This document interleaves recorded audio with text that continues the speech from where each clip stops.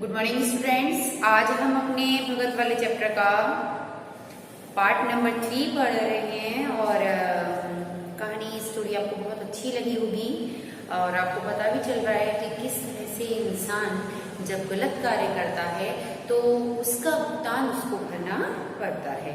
तो देखिए, चलिए हम अपने टॉपिक पे चलते हैं और आगे देखते हैं। कल हमने छोड़ा था भगत जी बोले जी हाँ। अब आगे देखिए। भगत ने कहा, फिर अंतर्यामी को सुनाने के लिए लाउड स्पीकर क्यों लगाते थे? देखिए, हम सब मानते हैं कि भगवान जो है वो अंतर्यामी है, हमारे मन की सुन लेते हैं। तो उनसे किसी भी प्रकार की प्रेयर करने के लिए, किसी भी प्रकार की कोई प्रार्थना करने के लिए कोई लाउड स्पीकर लगाने की जरूरत नहीं है। यदि आप मन से भी उनसे मांग रहे हैं तो निश्चित है कि आपकी वो प्रार्थना, आप जो कह रहे हैं वो निश्चित ही आपका पूरा होगा। तो वो कह रहे हैं, भगवान कह रहे हैं कि फिर अंतर्यामी को सुनाने के लिए लाउड स्पीकर के क्यों लगाते हो? क्या मैं बहरा हूं? यहाँ सब देवता मेरी हंसी उड़ाते हैं। मेरी पत्नी मजाक करती है कि यह भगत तुम्हें बहरा समझता है। इस तरह से व्यंग करके ईश्वर ने मतलब उस चीज को बोला है। यहाँ लेखक के माध्यम से हम उस चीज को समझ रहे हैं। तो भगत तुम्हें बहरा समझता है।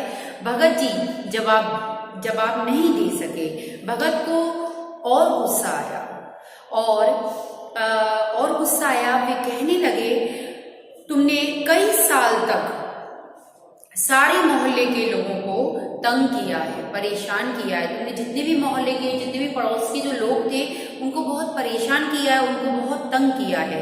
तुम्हारे कोलाहल के मारे, कोलाहल होता है शोर शराबा, तुम्हारी कोलाहल के मारे, शोर शराबे के मारे वे ना काम कर सकते थे, ना चैन से बैठ सकते थे और ना सो सकते थे।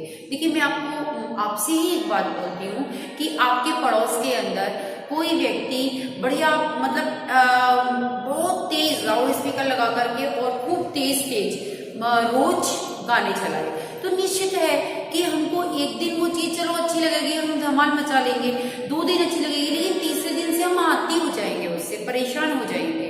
तो वो चीज फिर कर्कशता देने लग जाती है। हमारा सोना, बैठना, उठना, हमारा खाना पीना सब दुष्कर हो जाता है। तो वही चीज यहाँ पर बताई है कि भगवान कह रहे हैं उससे कि इस तरह से तुमने सबको परेशान कर रखा था।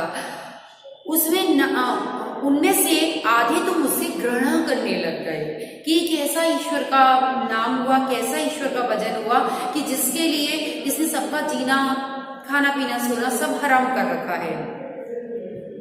सोचते हैं अगर भगवान ना होता तो यह भगत इतना हल्ला ना मचाता। तो तुमने मुझे कितना बदनाम किया है। ईश्वर कह रहे हैं कि इस तरह की मतलब एक नादानी करके, इस तरह की एक मूर्खता करके तुम मेरा प्रचार प्रसार नहीं कर रहे हो, कोई 4 लोगों को उस चीज के प्रति जागृत नहीं कर रहे हो, बल्कि तुम मेरे नाम का एक मजाक बनवा रहे हो। तो इस तरह से भगत ने साहस बटोर कर कहा, भगवान आपका नाम लोगों के कानों में जाता है, यह तो उसके लिए अच्छा ही था ना। उन्हें अनायास पुण्य मिल जाता था। भगवान को भगत की मूर्खता पर तरस आया। वो बोले, पता नहीं यह परंपरा कैसे चली, पता नहीं किसने चलाई और कौन इस तरह की बातों को मानता है कि यदि हम लाउड स्पीकर पर अनाउंस करके ईश्वर के नाम का स्मरण कर रहे हैं तो सब लोगों के कान में जाने से वो पुण्य हमें मिल रहा है। ऐसी बात किसने कही तुमसे? तो इस तरह से वो ऐसी बातें करने लगे कि अनायास पुण्य मिल जाता है। भगवान को भगत की यह परंपरा कैसे चली कि भक्त का मूर्ख होना जरूरी है। और किसने तुमसे कहा कि ये मैं चापलूसी पसंद करता हूँ? भगवान कह रहे हैं भगत से कि ऐसा तुमसे किसने कहा कि मैं इस तरह की क्रियाओं को पसंद करता हूँ, मैं इस तरह की चापलूसी को पसंद नहीं करता हूँ। तुम क्या यह समझते हो कि तुम मेरी स्तुति करोगे तो मैं किसी बेवकूफ अफसर की तरह खुश हो जाऊंगा? मैं इतना बेवकूफ नहीं हूँ। भगत जी की तुम जैसे मूर्ख मुझे चला ले, मैं चापलूसी से खुश खुश नहीं होता, कर्म देखता हूँ। भगत जी ने कहा, भगवान मैंने कभी कोई कुकर्म नहीं किया। फिर एक दलील भगत ने अपनी प्रस्तुत भगवान के आगे की कि मैंने कोई भी कु यानी बुरा और कर्म यानी कर्म। भगत जी ईश्वर से कह रहे हैं कि हे ईश्वर, मैंने कोई ऐसा कुकर्म नहीं किया है। भगवान हंसे और कहने लगे, भगत तुमने आदमियों की हत्या की है, इससे बड़ा कुकर्म मैं तुम्हें क्या बताऊं कि तुमने आदमियों की हत्या की है। उधर की अदालत से बच गए पर यहाँ नहीं बच सकते। जो धरती लोक पर अदालत है, जो धरती लोक पर जज है, उससे तुम बच करके यहाँ आ गए, लेकिन यहाँ की अदालत से तुम्हें कौन बचाएगा। देखिए, किसी में चाकू घोंपना या किसी का पिस्टल लेके मर्डर करना नहीं होता।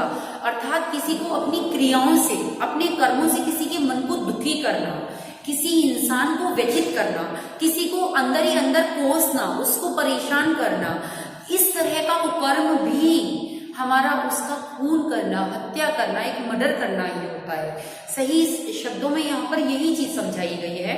तो देखिए, तो इस वजह से तुम यहाँ की अदालत से नहीं बच सकते। भगत जी का धीरज अब टूट गया था पूरी तरह से। जैसे ही भगवान ने ये बोला कि तुम वहां धरती पर मतलब मर्डर करके आए हो, तो ये चीज जैसे ही बोली कि हत्या करके आए हो, भगत जी का धीरज अब पूरी तरह से टूट गया था। वे अपनी भगवान की नीयत के बारे में शंकालु हो उठे, सोचने लगे यह भगवान होकर झूठ बोलता है, यह भगवान होकर मुझसे इतनी बड़ी बात बोल रहा है कि मैं हत्याएं करके आया हूं, मैंने कभी किसी की हत्या नहीं करी है।